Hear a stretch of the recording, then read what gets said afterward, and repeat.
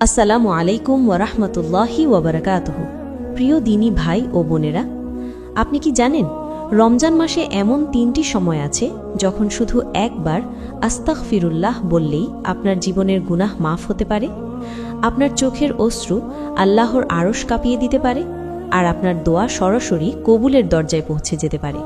হ্যাঁ, আজকের এই ভিডিওটি আপনার জীবনের মোড় ঘুরিয়ে দিতে পারে। তাই দয়া করে ভিডিওটি এক মুহূর্তের জন্য স্কিপ করবেন না, কারণ হয়তো আজকের এই কথাগুলোই হবে আপনার মুক্তির পথ, আপনার কষ্টের অবসান, আপনার দোয়া কবুলের সূচনা।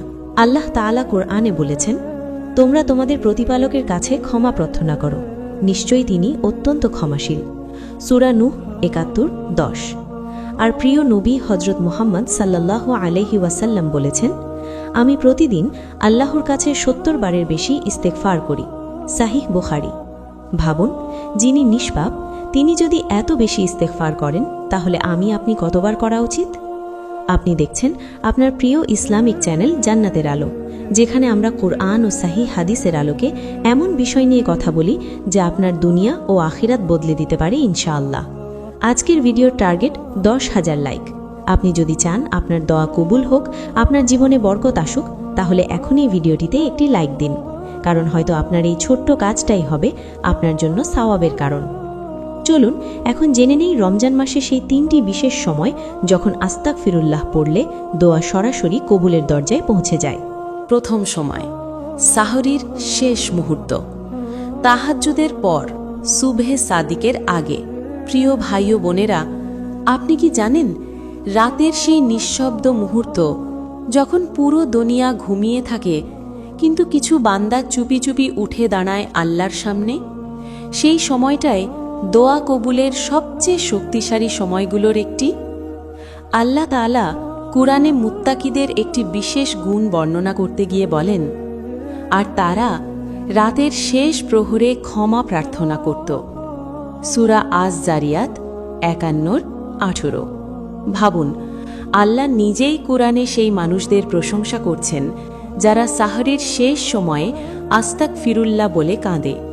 রাসূলুল্লাহ সাল্লাল্লাহু আলাইহি ওয়াসাল্লাম আমাদের জানিয়েছেন, রাতের শেষ তৃতীয়াংশে আল্লাহ তাআলা প্রথম আসমানে নেমে আসেন এবং বলেন, কে আছে আমার কাছে দোয়া করবে? আমি তার দোয়া কবুল করব। কে আছে আমার কাছে ক্ষমা চাইবে? আমি তাকে ক্ষমা করব।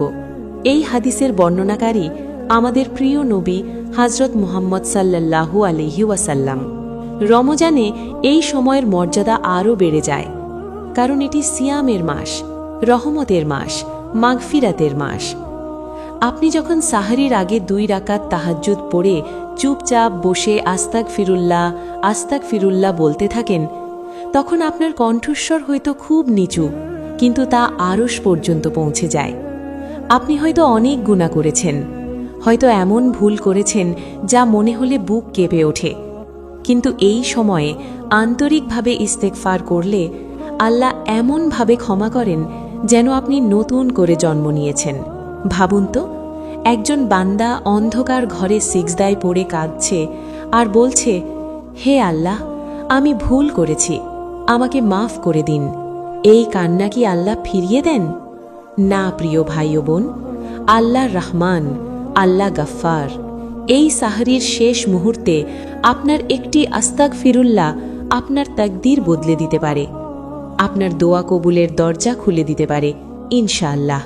তাই আজ থেকেই সিদ্ধান্ত নিন, রমজানের প্রতিটি সাহরির আগে অন্তত ১০০ বার আস্তাগফিরুল্লাহ পড়বেন। কান্না না এসেও পড়বেন, কারণ হয়তো এই ইস্তেগফারই আপনার জান্নাতের টিকিট হবে। দ্বিতীয় সময়, ইফতারের ঠিক আগের মুহূর্ত, দোয়া কবুলের নিশ্চিত সময়। প্রিয় ভাই ও বোনেরা, সারা দিন আপনি ক্ষুধা সহ্য করেছেন, পিপাসা সহ্য করেছেন, নিজের নফসকে দমন করেছেন শুধু আল্লাহর সন্তুষ্টির জন্য। সূর্য যখন অস্ত যাওয়ার পথে আর আকাশে লাল আভা ছড়িয়ে পড়ছে, সেই ইফতারের আগের মুহূর্তটাই হলো এমন এক সময় যখন আপনার দোয়া ফিরিয়ে দেওয়া হয় না। রাসূলুল্লাহ সাল্লাল্লাহু আলাইহি ওয়াসাল্লাম বলেছেন, রোজাদারের জন্য ইফতারের সময় একটি দোয়া আছে যা প্রত্যাখ্যান করা হয় না। সুনান ইবনে মাজাহ। এই সুসংবাদ আমাদের দিয়েছেন হযরত মুহাম্মদ সাল্লাল্লাহু আলাইহি ওয়াসাল্লাম। ভাবুন তো, সারা দিনের সিয়ামের পর যখন আপনার ঠোঁট শুকিয়ে গেছে, পেট খালি, শরীর ক্লান্ত, ঠিক সেই অবস্থায় আপনি যদি বলেন আস্তাগফিরুল্লাহ রাব্বি মিন কুল্লি জানবিন ওয়া আতুবু ইলাইহি, তাহলে সেই শব্দগুলো কতটা মূল্যবান হয়ে যায় আল্লাহর কাছে। এই সময় আপনার হৃদয় নরম থাকে, অহংকার ভেঙে যায়, দুনিয়ার মোহ কমে আসে। আপনি বুঝতে পারেন রিজিকের মালিক একমাত্র আল্লাহ। পানি পর্যন্ত আপনি তার অনুমতি ছাড়া পান করতে পারেন না। এই উপলব্ধি থেকেই যখন ইস্তিগফার বের হয়, তখন তা হয় অন্তরের গভীর থেকে। আল্লাহ তাআলা বলেন, তোমরা আমাকে ডাকো, আমি তোমাদের ডাকে সাড়া দেব। সূরা গাফির 40 নম্বর 60। ইফতারের আগে এই আয়াত যেন জীবন্ত হয়ে ওঠে। আপনি হয়তো দীর্ঘদিন ধরে একটি দোয়া করে আসছেন, সন্তানের জন্য, রিজিকের জন্য, ভালোবাসার মানুষের জন্য, নিজের গুনাহ মাফের জন্য। আজ ইফতারের আগে সেই 2-3 মিনিটকে অবহেলা করবেন না। খাবারের প্লেট সামনে রাখার আগে মোবাইল পাশে রেখে মনকে স্থির করে শুধু বলুন আস্তাগফিরুল্লাহ, হে আল্লাহ, আমার সব গুনাহ মাফ করে দিন, আমার দোয়া কবুল করুন। হয়তো এই মুহূর্তেই আপনার ভাগ্যলিপিতে পরিবর্তন লেখা হয়ে যাবে। হয়তো ফেরেশতারা আপনার নাম লিখে নেবে সেই তালিকায় যাদের দোয়া কবুল হয়েছে। তাই সিদ্ধান্ত নিন, রমজানের প্রতিটি ইফতারের আগে অন্তত কয়েক মিনিট শুধু ইস্তেগফারে কাটাবেন, কারণ এই সময়ের একটি আন্তরিক আস্তাগফিরুল্লাহ আপনার জীবনের অন্ধকার দূর করে দিতে পারে ইনশাআল্লাহ। তৃতীয় সময়, কদরের রাত, লাইলাতুল কদরের বরকতময় মুহূর্ত।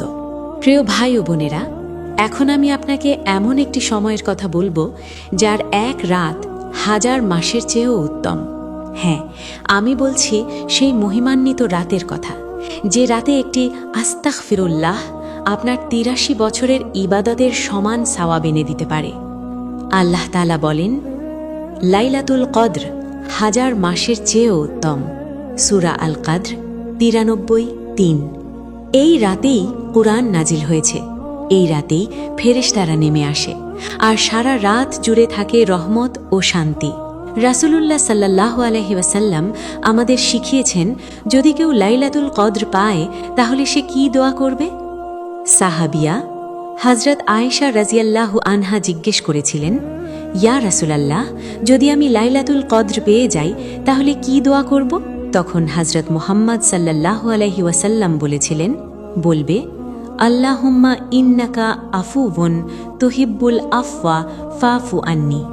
হে আল্লাহ, আপনি অত্যন্ত ক্ষমাশীল, ক্ষমা করতে ভালোবাসেন, তাই আমাকে ক্ষমা করে দিন।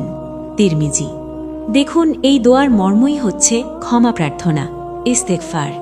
অর্থাৎ লাইলাতুল কদরের মূল আমলগুলোর একটি হল গুনাহ মাফ চাওয়া। ভাবুন তো, আপনি হয়তো সারা বছর ব্যস্ত ছিলেন, গাফিল ছিলেন, নামাজে অবহেলা করেছেন, গুনাহে ডুবেছিলেন, কিন্তু এই একটি রাত, রমজানের শেষ দশকের কোনো বিজোড় রাত আপনার জন্য হতে পারে নতুন জীবনের সূচনা। রাত গভীর হয়েছে, চারপাশে নিস্তব্ধতা, আপনি সিজদায় পড়ে কাঁদছেন, বলছেন আস্তাগফিরুল্লাহ, হে আল্লাহ, আমি ফিরে এসেছি, আমাকে ফিরিয়ে দেবেন না। এই কান্না কি আল্লাহ প্রত্যাখ্যান করবেন?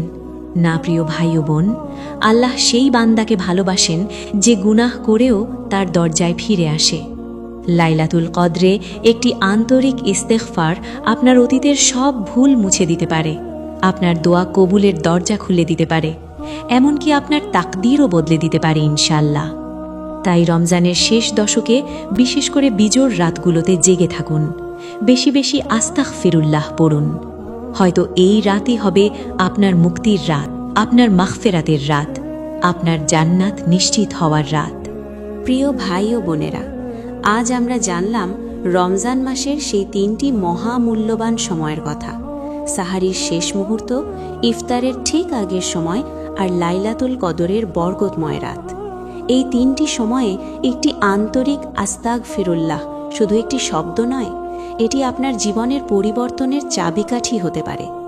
আল্লাহ তাআলা কুরআনে বলেন, হে আমার বান্দাগণ, যারা নিজেদের উপর জুলুম করেছ, তোমরা আল্লাহর রহমত থেকে নিরাশ হও না, নিশ্চয়ই আল্লাহ সব গুনাহ ক্ষমা করেন।